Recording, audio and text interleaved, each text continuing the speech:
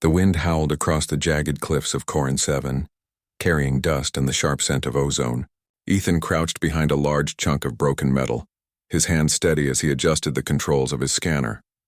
The planet was harsh, unforgiving, yet it was a place where he made a living, salvaging old technology left behind by long-gone civilizations.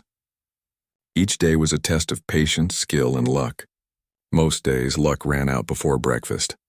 He adjusted his goggles and peered across the barren landscape. Rusted hulls of ancient spacecraft littered the rocky terrain, some half buried in sand, others shattered into pieces by centuries of storms. A soft beep from his scanner drew his attention to a nearby crater. It was deep, the edges jagged, and something metallic gleamed faintly at its center. Ethan's pulse quickened. Maybe today's luck isn't all bad, he murmured, standing carefully. Each step crunched over stones and shards of metal. As he descended into the crater, he felt a presence behind him, a fleeting shadow that vanished as soon as he turned. He shook his head. Just my imagination, he said aloud. This planet played tricks on the mind. The wind carried strange noises and the heat distorted shapes. Still, he couldn't shake the feeling that someone, or something, was watching him. The gleaming object in the crater was larger than he expected. It looked like a fragment of a spacecraft, but the markings were unlike anything he had ever seen. Strange symbols etched in the metal glowed faintly, pulsing almost like a heartbeat. Ethan reached out, brushing away the dust, and a sudden vibration ran through the fragment. He jerked back. Before he could react further, a figure landed nearby with a grace that seemed impossible. Ethan froze. The being was tall, armored in a sleek metallic suit that shimmered under the dim sun. Her movements were fluid, predatory yet precise. Her eyes, glowing faintly blue, locked onto him instantly. "You," she said, her voice a low hum that resonated through the air. "Human, I never forgot you." Ethan staggered back. He blinked, trying to focus. I don't know what you mean," he stammered, though his heart pounded in sudden recognition. There was something familiar in her gaze, something that tugged at a memory buried deep in the corners of his mind. The warrior stepped closer, her boots barely making a sound on the rocky ground. Her hair, a cascade of silver, framed a face that was fierce yet strangely familiar. "Years have passed," she said, "but I have searched across stars for you. I thought I would never find you again." Ethan's mind raced. He remembered faintly. A battle, a crash, a human hand reaching out to save someone he barely knew. It had been long ago, on a distant world ravaged by war, and this was her. Kaylara. He had saved her life when the odds were impossible, never expecting to see her again. Yet here she was, standing before him as real and commanding as he remembered. Before he could speak, a low rumble echoed from the cliffs. Ethan turned just in time to see a group of mercenaries approaching, armed and moving with precision. Their armor was crude compared to Kaylara's, but their numbers made them dangerous. Kaylara's stance shifted instantly, her body coiled like a spring ready to strike. "Move," she commanded, her voice sharp and certain. Ethan obeyed without thinking. She moved like a shadow, striking one of the mercenaries before he could even raise his weapon. Her combat was beautiful and terrifying. Every motion calculated, every strike lethal. Ethan ducked behind a metal slab as a mercenary fired. Sparks flew off the surface, inches from his head. He realized, with a mix of awe and fear, that Kaylara had not only remembered him but had come prepared to protect him. His instincts kicked in, and he found a piece of jagged metal to defend himself. He wasn't a warrior like her, but he had survived dangerous planets for years. The battle was chaotic. Kaylara moved like a storm, her armor reflecting sunlight as she disabled attackers with precise strikes. Ethan realized he could predict the mercenaries' movements using his knowledge of the terrain. He led a few of them into traps, loose rocks, falling debris, jagged metal edges, and Kaylara used those distractions to her advantage. Finally, the mercenaries retreated, leaving Ethan and Kaylara alone in the crater. Dust swirled around them, the air thick with tension and the scent of scorched metal. Ethan exhaled heavily, feeling the adrenaline slowly fade. Kaylara lowered her weapon, her eyes never leaving his. "You survived," she said quietly. "Just as I hoped." Ethan ran a hand through his hair, still trying to process everything. I thought you were gone. I didn't think anyone remembered me." Her gaze softened slightly, though her posture remained vigilant. "Some debts, some moments cannot be forgotten. You saved me when no one else could. That kind of act echoes across worlds. He felt a mix of pride and embarrassment. It was nothing. Anyone would have— Not anyone, she interrupted, her voice firm.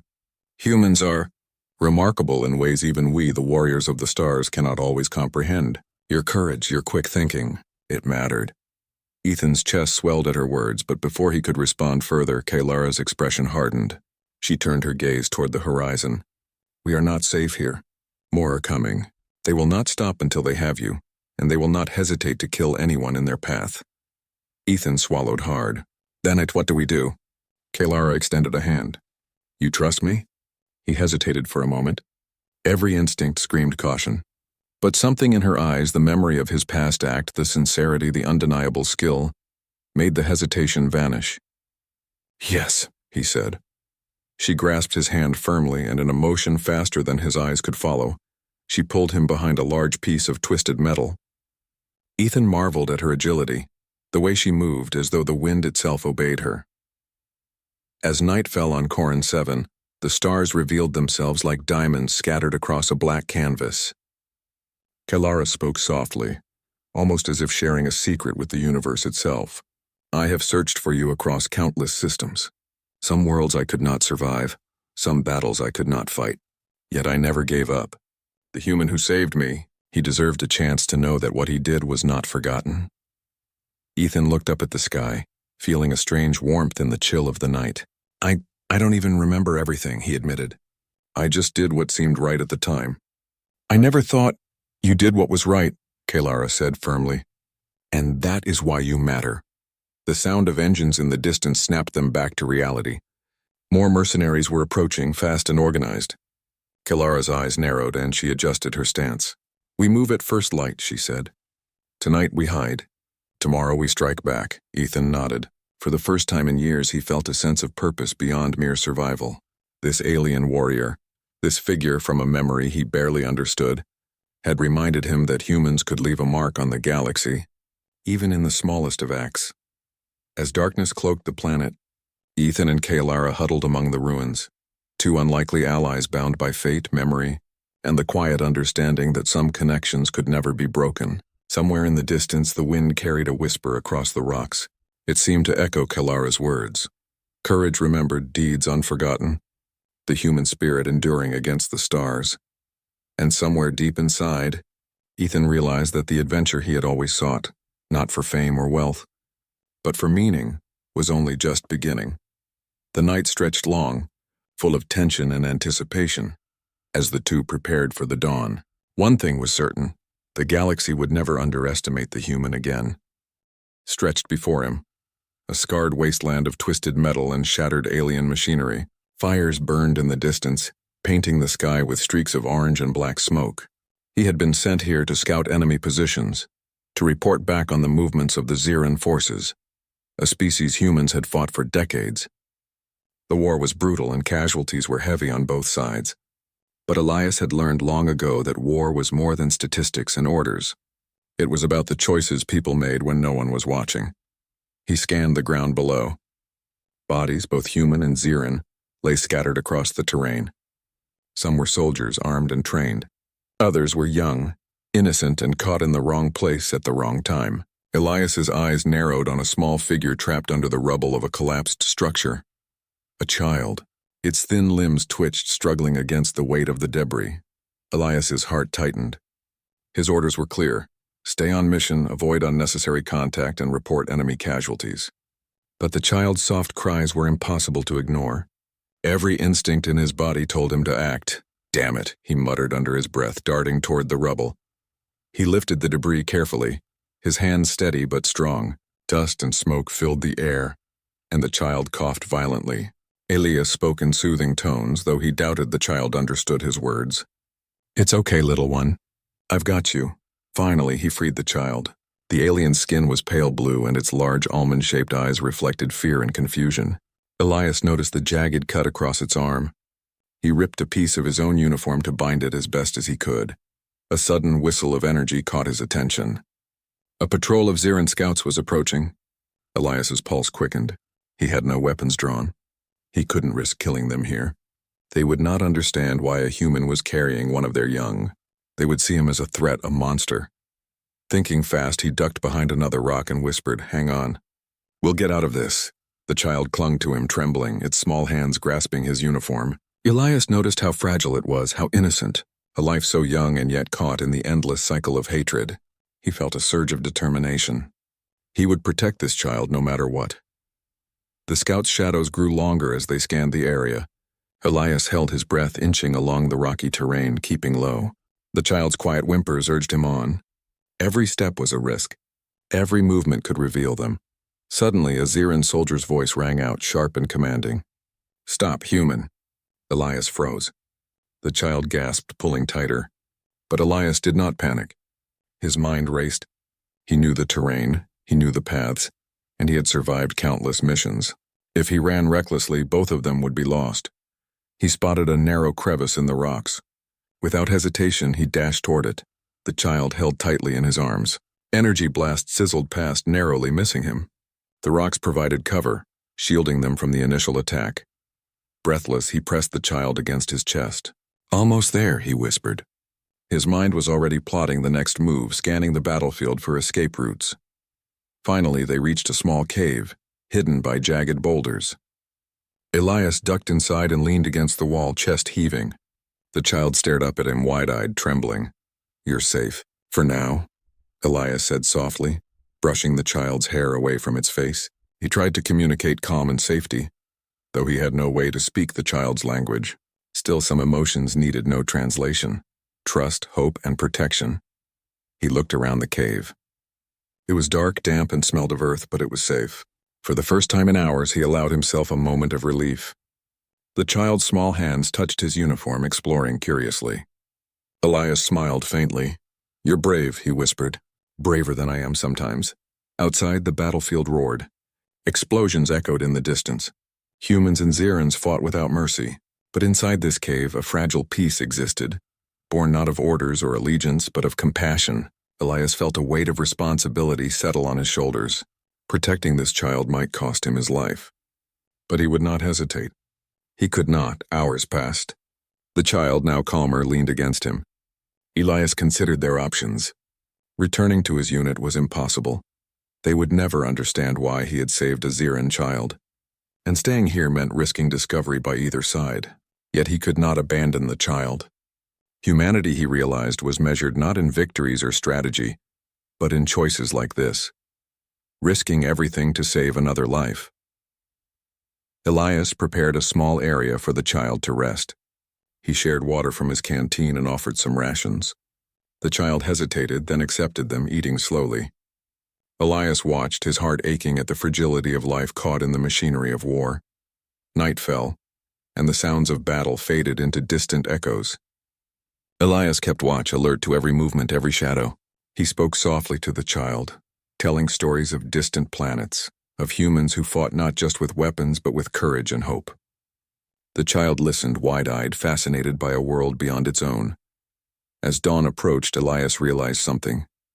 This mission, his life, his duty, was no longer about reconnaissance or reporting enemy movements. It was about something far greater, protecting a life that deserved to survive no matter the cost. He made a decision. When the sun rose fully, he would find a way to return the child to safety. He did not yet know how or if he could, but he knew one truth. No order, no command, no war could justify leaving a child to die. Then he heard it, a sound that made his blood run cold. Footsteps, careful but deliberate, approaching the cave entrance, a presence unlike any human. The air felt charged, tense, dangerous. Elias' eyes met the child's and he whispered, "Stay behind me.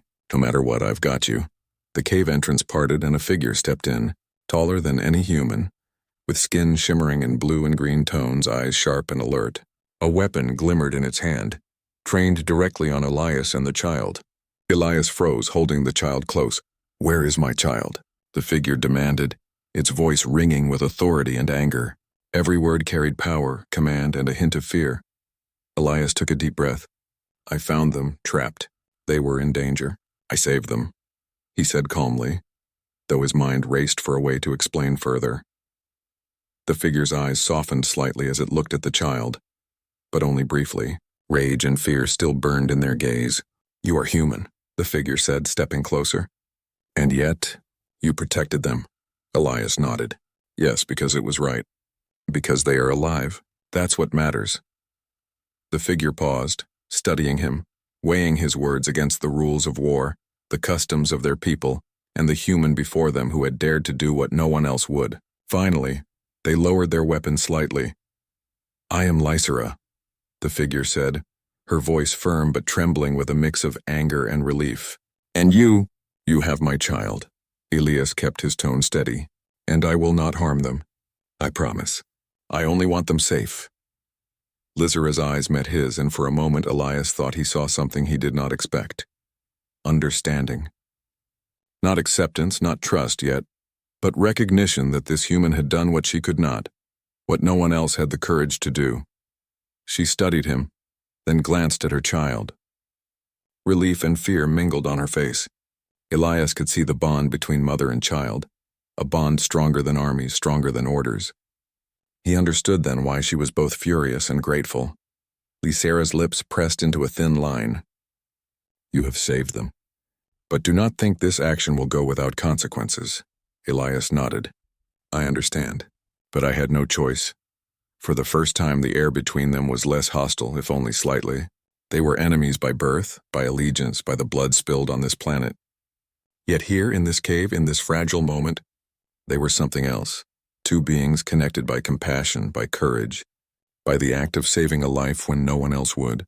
And Elias knew, deep in his heart, that this moment would change everything, not just for him, not just for the child, but for the future of humans and Xerans alike. The battle outside would rage on, but inside the cave, a different story was unfolding. A story of humanity, of bravery, of choices that could defy even the harshest rules of war. Elias looked down at the child, who had finally closed their eyes, exhausted but alive. He whispered softly, "I will protect you, no matter what comes next." And as the first light of dawn crept into the cave, Elias Grant, a human soldier, made a choice that would mark the beginning of an extraordinary journey, one that would test the limits of courage, loyalty, and the power of the human heart.